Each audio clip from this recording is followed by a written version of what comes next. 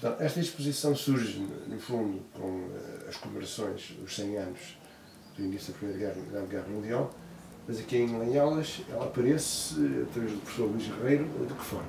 Qual foi a ideia?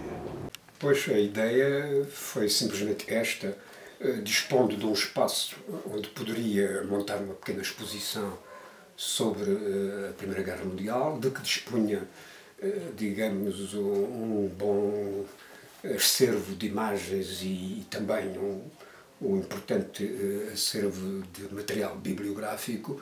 Entendi que seria a ocasião de iniciar neste espaço um lugar de convívio intelectual, enfim, onde poderão realizar-se outras exposições, onde poderão realizar-se eventos de ordem diversa, de natureza cultural, e então, perante estes dados, lancei uma iniciativa. Caso de Lanholas e do Conselho de Caminha. Exatamente, Lanholas, no Conselho de Caminha, e pode, digamos, de certa maneira, projetar-se num círculo mais amplo, desde que, enfim, a comunicação social possa dinamizar, enfim, fazer ecoar, digamos, esse tipo de acontecimentos. Eu creio que o professor é especialista, o professor de História que é especialista da Primeira Guerra Mundial, é certo? Não sou propriamente especialista da Primeira Guerra Mundial, sou antes um amador, digamos, disponível para aprofundar os seus conhecimentos neste campo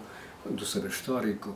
De facto, já exerci funções docentes no âmbito da história contemporânea e, por essa via, posso dizer que possuo alguns conhecimentos sobre o tema. Não é? Estou aqui a verificar que existe um grande acervo em termos bibliográficos e em termos de propaganda. Dá-me a ideia que a utilização da propaganda pelos países beligerantes foi uma constante e muito importante neste conflito mundial. Elementos facilitaram imenso o trabalho propagandístico dos beligerantes. Por sua vez também, no plano das ciências humanas, o desenvolvimento da sociologia e da psicologia em particular, da psicologia coletiva, também deu instrumentos, digamos, científicos para dar à publicidade comercial e à propaganda de ideias, deu também, portanto, uma outra dinâmica que os beligerantes aproveitaram, digamos, em grande escala. A par da guerra nas trincheiras, na frente da batalha, havia uma guerra psicológica na retaguarda que foi um instrumento capital, até, podemos talvez dizer, decisivo para o desfecho da guerra. Aqui cartazes francês, inglês, alemão, russo, creio eu também. Sim, também russos. Há aqui um indiano, por exemplo. Embora... sim, exatamente. Portanto, muitas potências de outros continentes interferiram na guerra e então temos uma panóplia bastante ampla de cartazes e embora tenha sido sobretudo os Estados Unidos, a Inglaterra, a Alemanha, que mais utilizaram este instrumento de propaganda. Não é? A propaganda era, portanto, incutida nas populações dos próprios países, portanto, feita pelos governos dos países a que pertenciam, ou tentavam que ela chegasse aos países adversários? Também, aliás, os britânicos produziam cartazes, portanto, destinados a outros países que não tinham as mesmas capacidades de produção deste tipo de material de comunicação. Em que é que eles existiam mais nesta propaganda? Bom, havia, digamos, há exemplos que têm que ver com o recrutamento, sobretudo naqueles países onde o serviço militar não era obrigatório, precisavam de repente de constituir exércitos com um grande número de efetivos, e então tiveram que recorrer, é o caso da Grã-Bretanha, à persuasão pública, no sentido de promover a adesão voluntária, o alistamento voluntário nos exércitos. E temos ali uma quantidade de cartazes, nomeadamente o mais famoso, que serviu depois de exemplo para muitos outros, que foi aquele em que o chefe do exército britânico apelava à adesão dos seus concidadãos. É o caso de Britons wants you join your country. A utilização de cartoons também parece ter sido uma realidade durante este conflito. Sim, aliás, havia a guerra não suspendeu a necessidade de produzir humor. E então os jornais humorísticos franceses, ingleses, britânicos, etc., recorriam, portanto, a temas da guerra e ao contexto bélico para alimentar esses jornais. E temos aqui, por exemplo, um cartaz, digamos, relativamente suave, de um humor até simpático, em que vemos o general Joffre dar umas palmadas ao símbolo, ao Kaiser, no fundo, ao imperador alemão. Quer dizer, por sua vez, temos cartazes bem mais violentos e naquele caso temos um jornal francês, que é o Riso, o jornal francês, um jornal humorístico, que é o Le Rire Rouge, portanto o riso vermelho, em que a Alemanha é representada por uma espécie de dragão que vomita fogo, quer dizer, justamente para dar essa imagem de uma besta ferocíssima, quer dizer, que é necessário abater. As explicações sobre as razões da guerra são múltiplas, contraditórias, e cada beligerante tenta, e a historiografia que está, digamos, que está distrita a cada nação daquelas que entraram em guerra, depois tentam, em geral, defender o ponto de vista nacional. E mesmo aquela nação que é, em princípio, considerada a mais responsável pelo desencadear da guerra, que foi a Alemanha, para além do Império Austro-Húngaro, pois bom, mesmo eles apresentam uma justificação de que esta guerra teria sido uma guerra preventiva porque estavam asfixiados e anteciparam-se, digamos, ao inimigo e, portanto, seria uma guerra justa segundo o prisma alemão. Em termos de material bibliográfico, também existe aqui assim muita substância. Bom, portanto, temos um certo número de obras produzidas durante a guerra ou logo no pós-guerra, por autores portugueses e outros.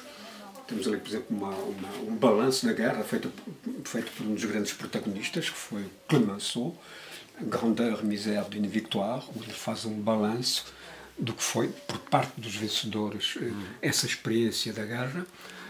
Temos obras de autores portugueses, quer dizer, também sobre o conflito. Obras, portanto, mais ou menos coevas do acontecimento. E temos, sobretudo, depois, bibliografia mais recente e recentíssima, não apenas obras de grandes historiadores, mais deslumbrantes e, ao mesmo tempo, ambíguas e mesmo perigosas sobre a guerra. Houve soldados de caminho, não sei de caminho, que estiveram lá, houve soldados que morreram lá. Tem algum estudo sobre esta pequena componente local? Bom, de facto, neste universo iconográfico, há aqui uma área que foi dedicada à presença portuguesa na guerra. Em geral, são reproduções da Ilustração Portuguesa, que foi uma revista que publicou massivamente imagens relativas à presença dos portugueses na guerra, desde os embarques dos primeiros soldados do Corpo Expedicionário para a África, Angola e Moçambique, depois para a França, e justamente é aqui esta área dedicada à presença portuguesa na guerra. Também, já agora, tenho aqui um pequeno núcleo que foi possível, digamos, um conterrâneo conseguiu encontrar alguns elementos iconográficos acerca da presença de linhalenses na guerra. Temos aqui estas três fotografias com três participantes. Quem são eles? Portanto, chama-se António Lages, o outro, o nome agora não me ocorre, mas são três, de facto, linhalenses que estiveram na guerra, e um deles escreveu em 17 de junho de 17 uma carta postal, um bilhete postal à mãe. Milhões de soldados enviaram aos seus familiares fotografias e cartas, bilhetes postais, a dar conta do cotidiano da guerra. E este é também, pensei eu, cá está mais um exemplo que poderia entrar nessa secção do suplemento do público sobre a guerra. Porque teve essa sorte fantástica de um amigo o ter ido, enfim, resgatar da morte certa. Aliás, tenho ali uma fotografia tremenda que é a de um especialista tenebroso, que era o limpa-trincheiras, era assim designado, que era um indivíduo que estava encarregado logo que se concretizava o assalto de uma trincheira. Então o limpa-trincheiras estava encarregado de dar o golpe de misericórdia nos moribundos. Bem, temos as mulheres que, perante o êxodo dos homens das fábricas para a linha da frente, pois não são elas que têm que desempenhar funções que lhes estavam vedadas, nomeadamente em trabalhos pesadíssimos nas minas, nas fábricas, etc. Portanto, temos aqui uma série de fotografias que dão, enfim, que registram essa dimensão social dos efeitos da guerra. Temos a assinalar aqui uma fotografia, é um fait divers curioso, mas que em geral é a fotografia que mais facilmente é reconhecida pelos visitantes deste memorial, desta exposição, que é a famosa espia Mata Hari, que agora nas reinterpretações e com novos documentos há todo um processo de reescrita desta guerra, e há quem considere que ela foi injustamente condenada por espionagem. O Cristo das Trincheiras é um dos ícones também desta guerra, porque quando se destruía uma catedral, em princípio mantinha-se o Cristo, mesmo como aquele que ali está, com os braços decepados, quer dizer, e naturalmente temos aí uma fotografia de portugueses também, junto ao outro Cristo das Trincheiras, lá no alto. Temos aqui um capitão de brigada de Viana do Castelo que morreu em combate, com ele ostentando o capote, quer dizer, de pele, que foi distribuído aos soldados. Luís Gonzaga. Exatamente. Já agora, também uma alusão à presença na problemática da guerra do presidente Sidónio Paz, um caminhense, não é? E, daí, digamos, a justificação da presença desse fotograma, porquanto ele, como embaixador, enfim, como ministro de Portugal na Alemanha, inicialmente era um dos opositores à guerra, depois, com o golpe de Estado que ele promoveu e a ascensão à presidência da República, ele foi, de certa maneira, apanhou ainda a guerra na sua parte terminal e não era propriamente não tinha grande empenho pela entrada de Portugal na guerra. Creio que é um cartaz canadiano em que pede à população para limitar o consumo de pão. Sim, sim. Eat less bread.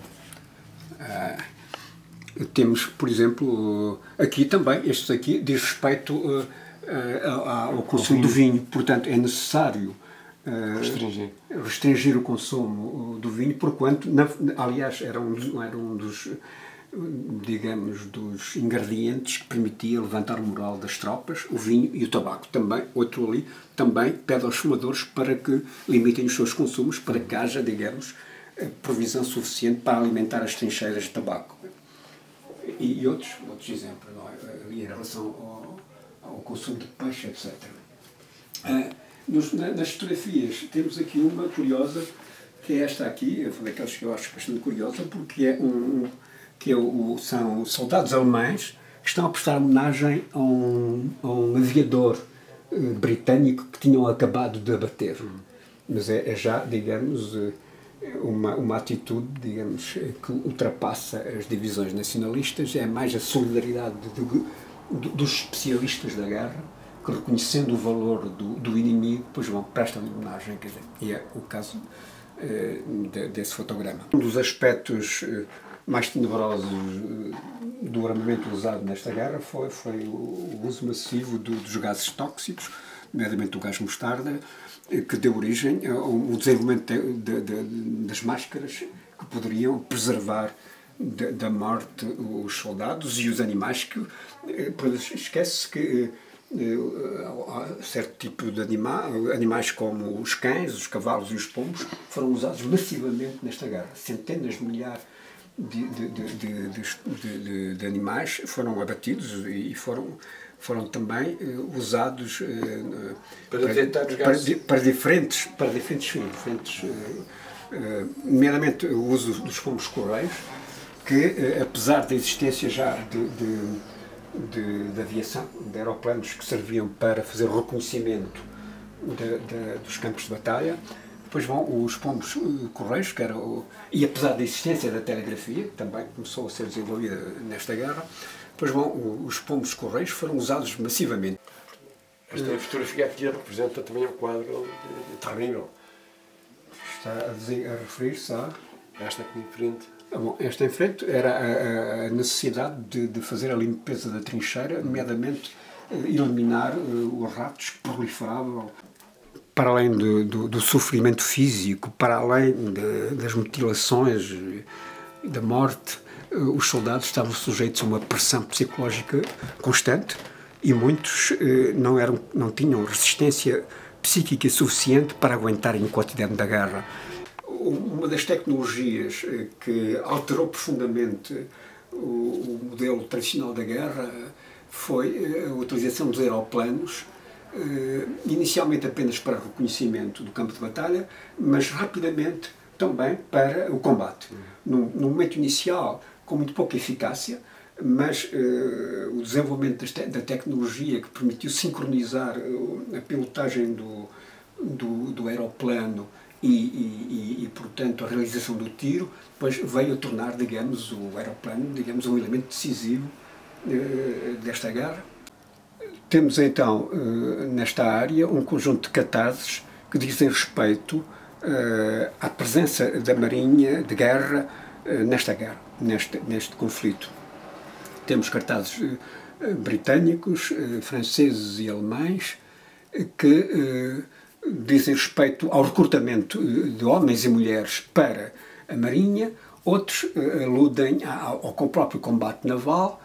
Temos 3 ou 4 que dizem respeito ao afundamento do paquete britânico Lusitânia, que também deu aso a uma enorme campanha de propaganda anti-alemã, porquanto era um paquete que transportava civis, um laboratório de radiologia e, curiosamente, na altura em que a inventora, a descobridora das potencialidades do rádio está presente, que é a famosa Madame Curie, a mais célebre das cientistas, da mulher cientista do século XX.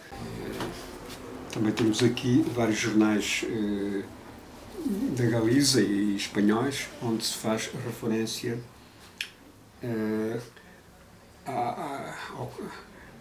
digamos, às relações da Galiza com o contexto da guerra.